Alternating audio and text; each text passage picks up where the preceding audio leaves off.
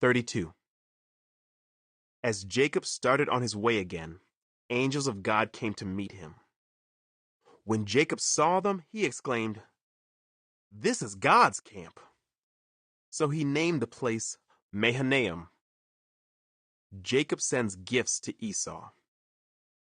Then Jacob sent messengers ahead to his brother Esau, who was living in the region of Seir in the land of Edom. He told them, "Give this message to my master Esau. Humble greetings from your servant Jacob. Until now I have been living with Uncle Laban, and now I own cattle, donkeys, flocks of sheep and goats, and many servants, both men and women. I have sent these messengers to inform my lord of my coming, hoping that you will be friendly to me." After delivering the message, the messengers returned to Jacob and reported, "We met your brother Esau, and he is already on his way to meet you with an army of 400 men." Jacob was terrified at the news. He divided his household along with the flocks and herds and camels into two groups.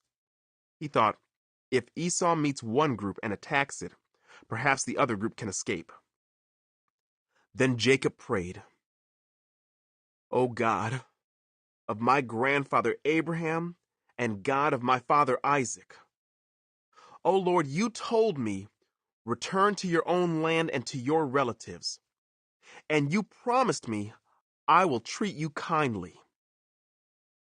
I am not worthy of all the unfailing love and faithfulness you have shown to me, your servant. When I left home and crossed the Jordan River, I owned nothing except a walking stick. Now my household fills 2 large camps. O Lord, please rescue me from the hand of my brother Esau. I am afraid that he is coming to attack me along with my wives and children. But you promised me, 'I will surely treat you kindly, and I will multiply your descendants until they become as numerous as the sands along the seashore, too many to count.'" Jacob stayed where he was for the night. Then he selected these gifts from his possessions to present to his brother Esau: 200 female goats, 20 male goats, 200 ewes, 20 rams, 30 female camels with their young, 40 cows, 10 bulls, 20 female donkeys, and 10 male donkeys. He divided these animals into herds and assigned each to different servants. Then he told his servants, "Go ahead of me with the animals, but keep some distance between the herds." He gave these instructions to the men leading the first group: "When my brother Esau meets you, he will ask, 'Whose servants are you? Where are you going? Who owns these animals?' You must reply, 'They belong to your servant Jacob, but they are a gift for his master Esau. Look, he is coming right behind us.'" Jacob gave the same instructions to the second and third herdsmen and to all who followed behind the herds. "You must say the same thing to Esau when you meet him, and be sure to say, 'Look, your servant Jacob is right behind us.'" Jacob thought, "I will try to appease him by sending gifts ahead of me. When I see him in person, perhaps he will be friendly to me." So the gifts were sent on ahead, while Jacob himself spent that night in the camp. Jacob wrestles with God. During the night, Jacob got up and took his 2 wives, his 2 servant wives, and his 11 sons and crossed the Jabbok River with them. After taking them to the other side, he sent over all his possessions. This left Jacob all alone in the camp.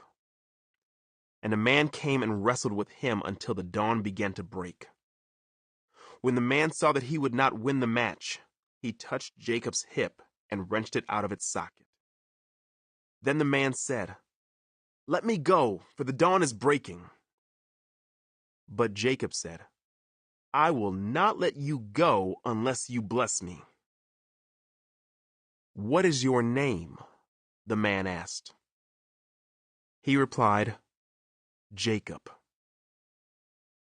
Your name will no longer be Jacob, the man told him. From now on you will be called Israel, because you have fought with God and with men and have won. Please tell me your name, Jacob said. Why do you want to know my name? The man replied. Then he blessed Jacob there. Jacob named the place Peniel, which means face of God, for he said, I have seen God face to face, yet my life has been spared. The sun was rising as Jacob left Peniel, and he was limping because of the injury to his hip. Even today, the people of Israel don't eat the tendon near the hip socket because of what happened that night when the man strained the tendon of Jacob's hip.